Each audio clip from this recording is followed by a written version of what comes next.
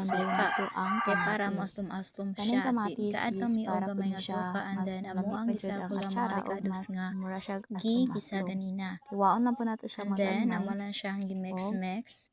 And then pwede after na ana dayon nato siyang gibutangan namo isagol. siya og dinikdik nga paminta. Kay para mas muhalang-halang nga mo ang atsara og mas humot pud siya. Then amo na siyang mix-mix. Dayon after ana gibutangan namo og gamay nga sugar. Mix-mix na lang pod. And then